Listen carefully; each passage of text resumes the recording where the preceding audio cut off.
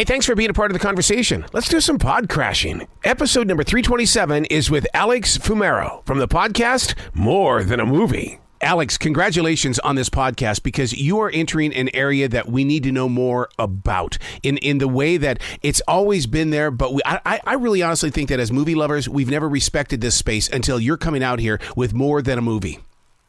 Well, thanks so much, Era. I appreciate that. I think you're referring to, just the fact that there really hasn't ever been a show about the kind of Latino impact on movies, on cinema. And some of that is because, we have not had the kind of representation that other groups have had, unfortunately. Even today, we're like about 20% of the population. We're only 4% of on-screen roles. And that number doesn't change much from year to year, let me tell you. And so for me, growing up, whenever there was a quote unquote either Latino movie or just a Latino person in a big movie, it was a big deal, and so, this season, especially, I decided to sort of dedicate it to the movies that I felt had really kind of broken through, or the moments that have broken through. For example, I grew up the first time, one of my earliest memories of going to the movies, probably too young, was my parents taking me to go see Godfather 3 in theaters. Oh, my God. and I was 8 years old, and I remember seeing Andy Garcia on the big screen, playing an Italian guy. Yes, Godfather was one of those movies that played on repeat in my house, and I could not believe that this Cuban guy who had grown up in Miami Beach, just like my mom, was becoming the Godfather. And I decided in that moment I was either going to become the head of an organized crime family or go into Hollywood. And I chose the dirtier path, and I went into Hollywood. Yeah. And I got the chance to interview Andy Garcia about that, which was like a full circle dream come true moment. And to hear him tell the story, not from the point of view of, movie star Andy Garcia, but like as, Cuban American kid from Miami, trying to make it, get out to Hollywood, doesn't really know anybody, loading trucks and doing odd jobs. That point of view is what really interested me, because I think that's what's going to speak to the audience. Those are the kinds of details you don't get in these, quick hit interviews that you see when they're promoting movies, and those are the kinds of stories you really get down to.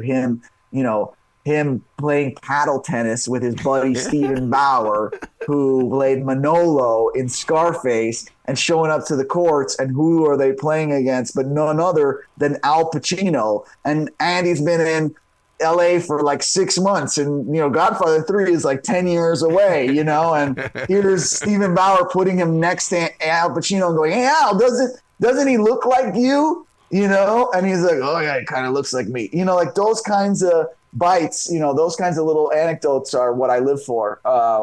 So that's what this season's all about, Yeah. See, and I've always thought that Hollywood doesn't play fair, because you're right about Andy Garcia in The Godfather, because for the longest time, I always thought he was Italian. And then when you go to Scarface, it's like, wait a second, Al Pacino playing the part of a Cuban? What happened here? And they really do put us in places where it's like, I believe that this nation can't spell words because of all these companies that don't put the name, the true spelling of the business up on the building. They come up with something creative.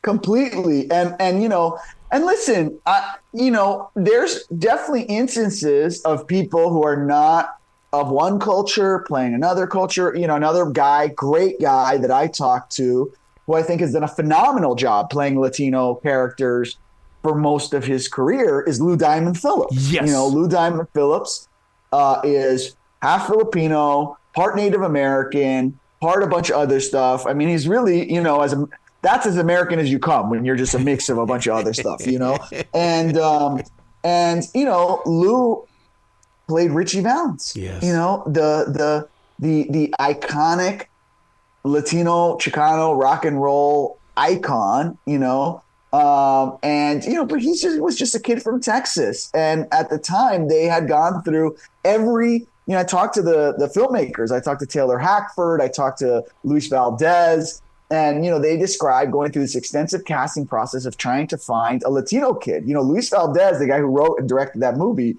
he was about as militant as they come. He had come up in the great fields with Cesar Chavez protesting, so he was really committed to authenticity.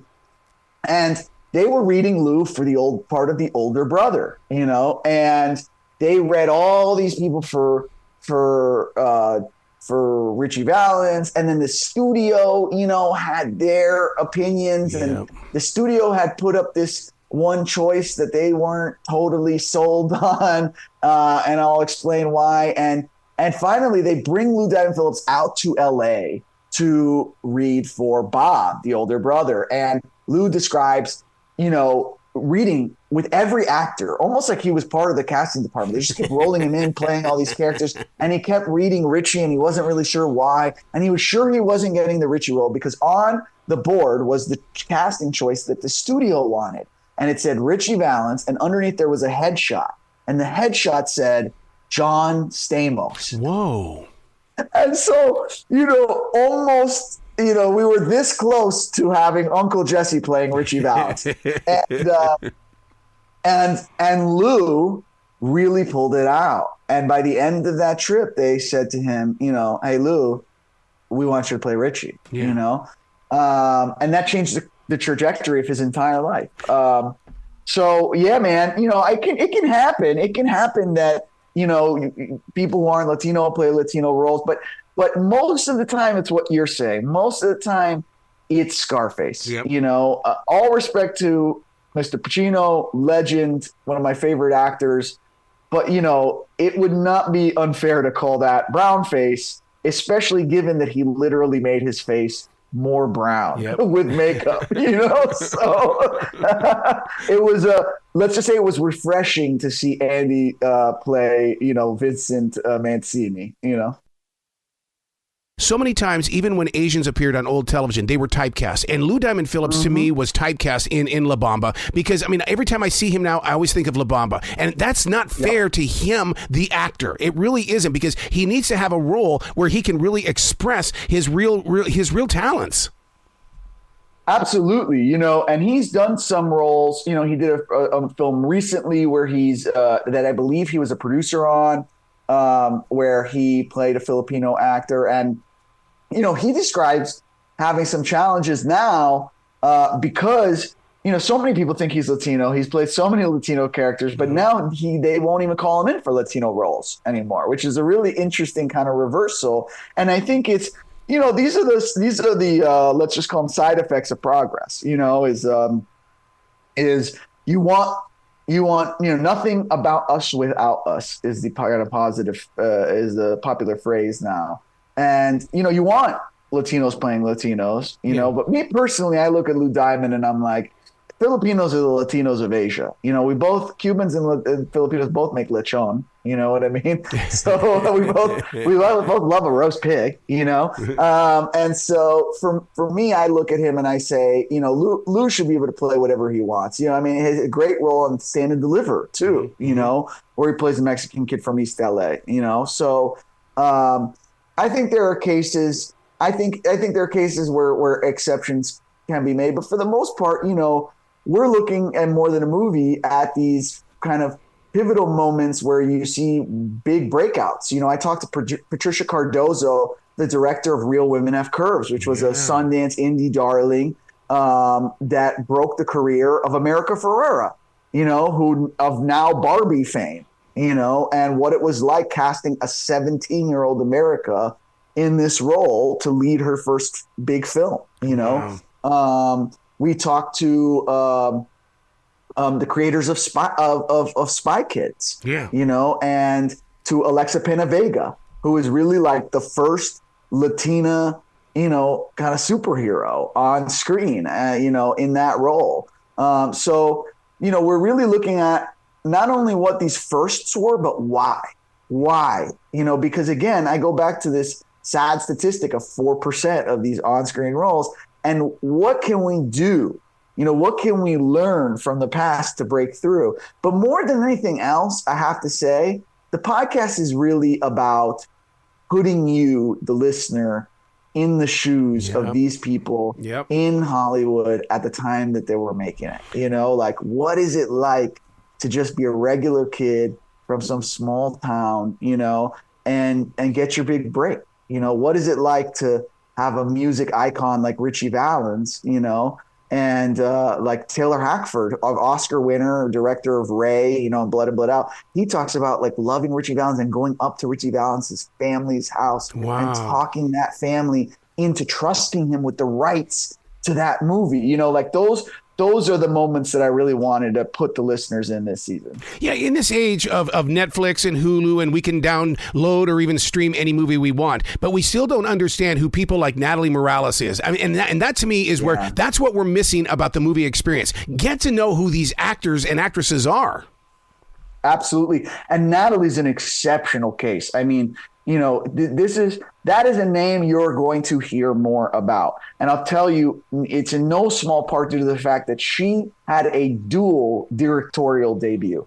Natalie Morales decided she wanted to direct movies in addition to be an actress that you've seen on Parks and Rec and a number of other shows. And she directed 2 movies in 1 year. Jeez. An amazing small movie with Mark Duplass, called Language Lessons. That's simply about a guy whose husband buys him a set of Spanish lessons during the pandemic. And he gets on Zoom and he develops this friendship with the Spanish teacher. And I don't want to give away the twist because it's a big one, but they end up, you know, not in a romantic way. They end up sort of depending on each other through the pandemic. And it's a really interesting way to shoot a movie. It's shot almost wholly on Zoom. And these two are so charming in it. You're glued to the screen. And then within months, she directed a movie called Plan B. That's it. That's about these 2 girls just looking for the Plan B pill, you know, in their small town in the Midwest and having, you know, some trouble finding it and having to go on a road trip to go get it. And, you know, I've never heard of a person directing 2 movies in 1 year like that, even big directors, you know, and Natalie's such an exceptional talent that she really pulled it off. And I really loved both of those movies. And so it was such a cool experience talking to her about how she balanced those things in addition to her acting career, you know. So, yeah, that is a name you're going to hear more about. So, yeah, we have the range here. You know, we have legends like Andy and Lou, and then, you know, we have the folks that are going to be the next generation.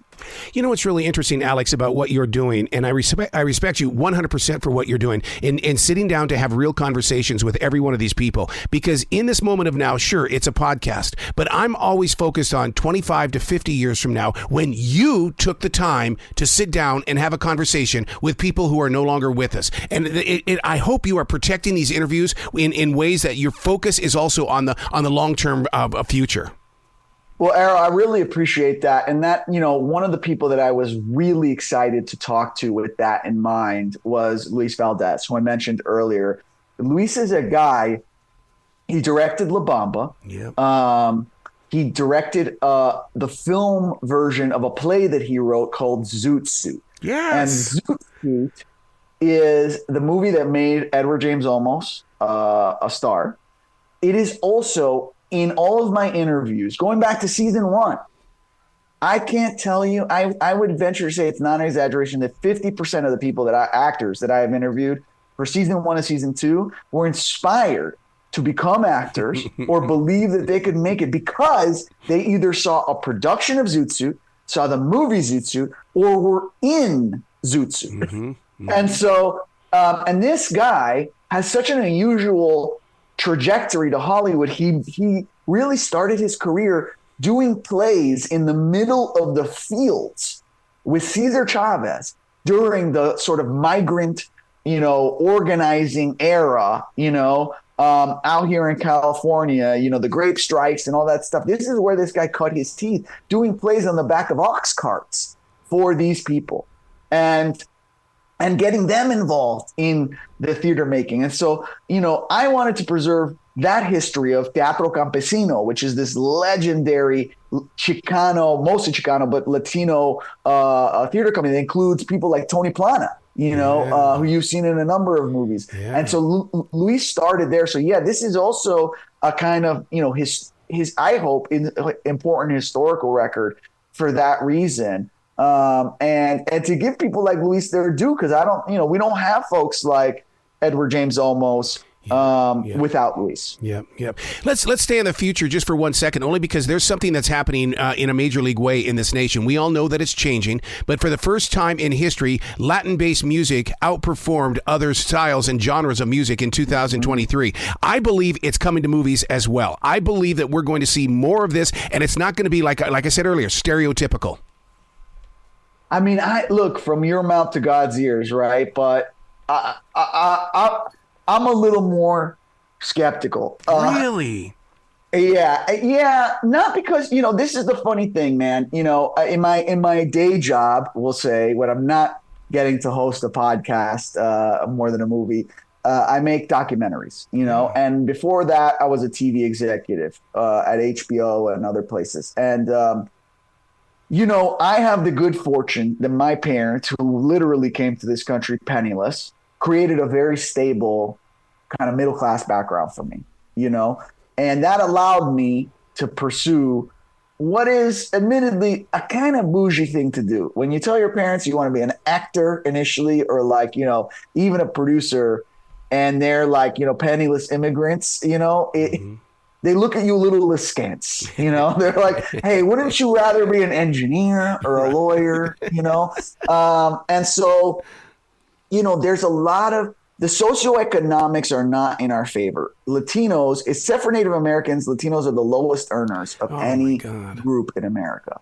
And I think that plays an inordinate role in why we don't have more Latinos in Hollywood in general, right? And I think when you have bigger and bigger numbers, that's not to say there are plenty of Latinos who are not getting their shot in Hollywood, simply because I think people like to tell stories that are familiar to them. Right. And so when you're an Anglo guy who grew up in the Midwest, and an Anglo guy who grew up in the Midwest comes to pitch you a story about an Anglo kid that grew up in the Midwest, that's the kind of story you want to tell. Yep. It's not racism. It's just kind of an implicit bias towards the things that are familiar, So that does happen for sure. But the other factor involved here is money. And until Hollywood figures out how to not make it so that you have to have an unpaid internship for 3 years to get a job, or until you're not an actor who has to cobble together 3 minimum wage jobs to make a living, until you find a way to create a pipeline to let working class kids find their way into Hollywood, I think this Latino problem is going to persist, to be honest. I hope not, but I think it is. God, I love your heart. I love your stance. I love everything about you, dude. And you've got to come back to this show in the future, because we barely scratched the surface today, man. Thank you, Arrow. I've loved coming on this show, and I really appreciate you giving More Than a Movie a platform, man. It means a lot. Well, you be brilliant today, okay, Alex? Thanks, Arrow. You too.